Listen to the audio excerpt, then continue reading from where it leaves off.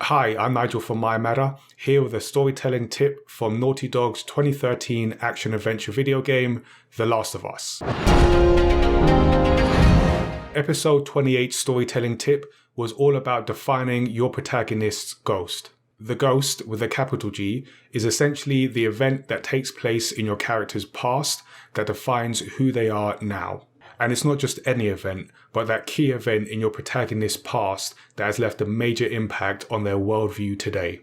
And to get even more specific and slightly graphic, screenwriter John Truby describes the ghost as the open wound that is often the source of your hero's psychological and moral weakness. So your protagonist's ghost really sets the context for everything that they do over the course of the story, whether they realize it or not. It's a major part of your story.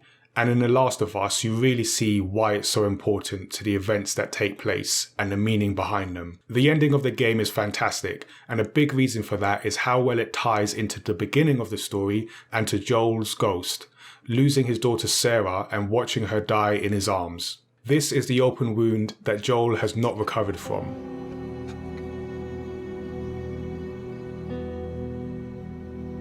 When Joel and Ellie first meet, Joel wants nothing to do with her or the mission, nothing to do with facing another potential daughter figure placed in his care.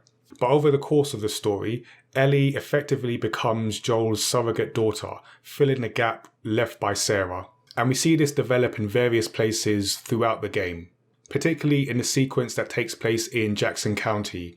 After some back and forth, Joel's brother Tommy has agreed to take Ellie the rest of the way on the journey to the Fireflies. But before he can do that, Ellie actually takes a horse and runs away, revealing her own ghost.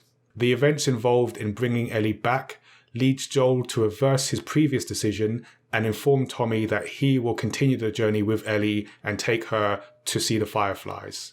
And this is the great thing with video games. Because you are the player, you get to actively live out the moments in a character's experience. And because we have lived out Joel's ghost at the beginning of the game, we understand what it means for him to bond with Ellie, and we feel what he feels when he takes her away from the Firefly Hospital at the end of the game.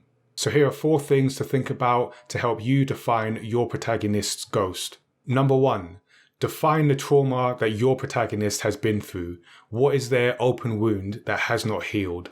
Number 2, how does the ghost fit in with the themes of your narrative? The Last of Us has strong themes around parenting and protecting your child from the dangers of the world, and Joel's ghost directly ties into this. Number 3, remember that your ghost doesn't need to be as dramatic or as dark as what we see in The Last of Us. In my last video, I spoke about Toy Story and how Woody's lie shapes his worldview and fuels his jealousy that we see throughout that story. And number 4, think about how or even if you are going to reveal the ghost over the course of the story.